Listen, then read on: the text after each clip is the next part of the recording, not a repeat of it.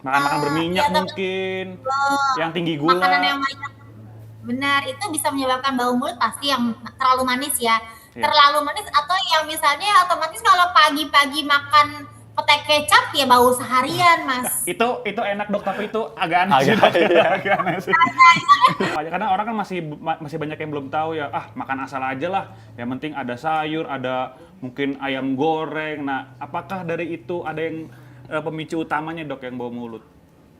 Makan-makan Iya, berminyak tapi mungkin, kalau yang tinggi makanan gula. yang banyak benar, itu bisa menyebabkan bau mulut pasti yang terlalu manis ya.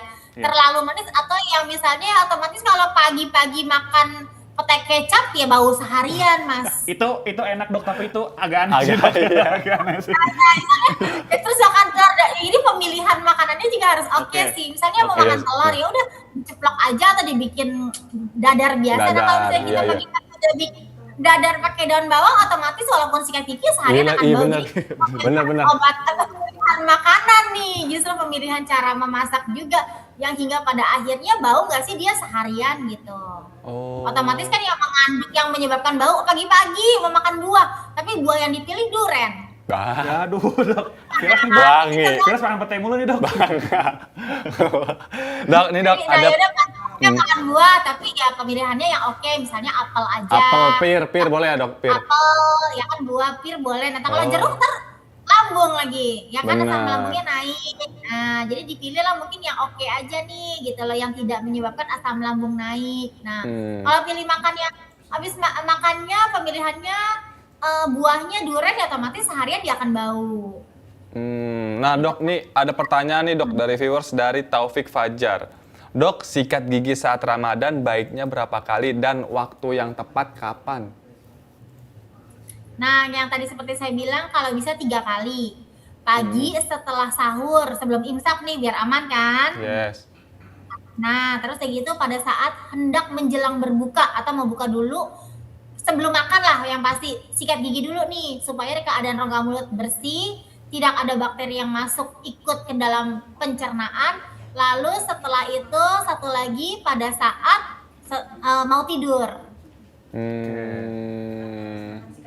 Cuman ada juga orang supaya nggak bau mulut di tengah-tengah nih jam 12 sikat gigi. Kalau Iya. misalnya memang mau ya boleh aja, cuma kan berbalik lagi kepada pribadi masing-masing apakah itu perlu dijalankan, apakah boleh. Nah, itu kan kembali ke pribadi masing-masing untuk di jam 12 itu sikat gigi. Nah, itu aman tuh, itu aman banget kalau misalnya di jam 12 kita sikat gigi. Sampai sore itu nggak akan bau, sampai saat berbuka sikat gigi kembali. Sikat gigi lagi baru ya. Nah dok, ada pertanyaan lagi dok, yang kedua dok, dari MJ Kurniasi.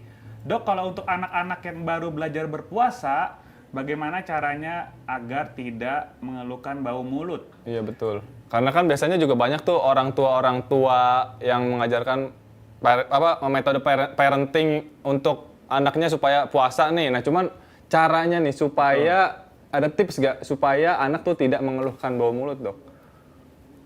Nah, otomatis pertama dari pemilihan makanan, ya kan? Nah, terus otomatis setelah itu anaknya disuruh sikat gigi. Sikat giginya kalau bisa pada saat pagi itu lebih bersih nih. Oke. Jadi kalau bersih banget atau mungkin ditemani lah ya, ditemani Iya. dengan ibunya untuk menyikat gigi dengan baik dan benar. Nah, banyak minum sebelum waktu sahur berakhir. Nah, otomatis itu untuk menjelang ke sore hari itu lebih aman untuk tidak bau mulut. Nah, mungkin di siang-siang ya seperti tadi kalau misalnya emang diperbolehkan ya kita sikat gigi lagi tuh pas pulang sekolah sebelum menuju waktu berbuka di sore hari. Jadi anaknya tuh juga nggak akan merasa bau mulut. Tapi kan kadang kalau anak kecil kan suka susah ya. Iya, Suka susah kadang nggak mau, kadang rewel, kadang nangis, marah sama orang tuanya. kadang tantrum, Susah dok. gitu ya, takutnya Iya. udah susah gitu kan ya. Iya, kadang Iya kan suka sih, PR. iya. Iya itu, balik lagi ke orang tuanya ya dok. PR. Iya. Suka tantrum tuh biasanya tuh.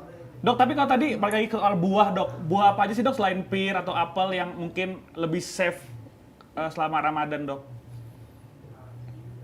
Buahnya cenderung ya kayak misalnya melon, semangka boleh, itu kan banyak air, banyak mengandung Oke. cairan.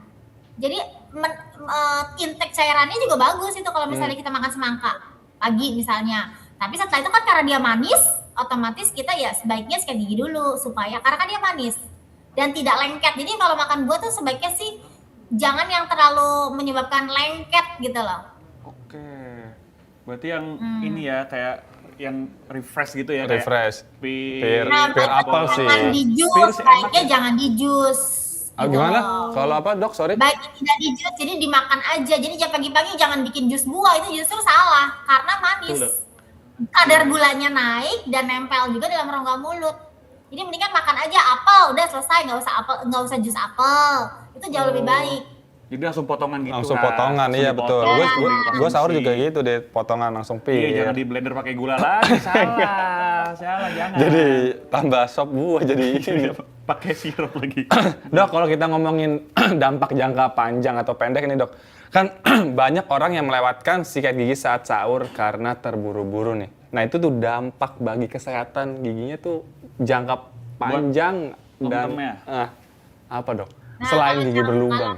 Kalau tidak sikat gigi pada otomatis kan tadi kan sisa-sisa makanan menempel, Betul. ya kan? Jangka pendeknya dulu deh, jangka pendeknya otomatis kan dia bisa menyebabkan lubang kecil dan juga karang nih, dan juga bau. Betul. Bau mulut dong, karena kan ada sisa makanan nempel dalam rongga mulut.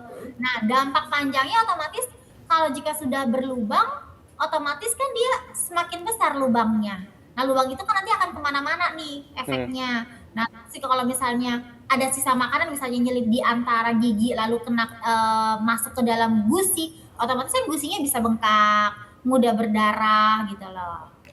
Nah, kalau misalnya lubang terlalu besar juga, makanan masuk lagi. Suatu hari dia bisa timbul nanah, terjadi infeksi. Nah, nanah itu nanti lari-lari kemana-mana. Ih, ngeri juga ya. Makanya ternyata ini baru tahu nih Ras. Penting Dampaknya cuy, penting. banget Berarti ini. kesehatan mulut dan gigi itu memang sangat Jadi krusial, prioritas lah, sangat prioritas prioritas dan utama. Apalagi krusial. selama Ramadan ini dan ya. krusial banget betul. Dan katanya juga kalau misalkan, aku nggak tahu sih, aku ngelihat orang berbagi pengalaman aja dok. Kalau nyabut gigi sembarangan itu bisa menyebabkan kematian, itu bener nggak dok?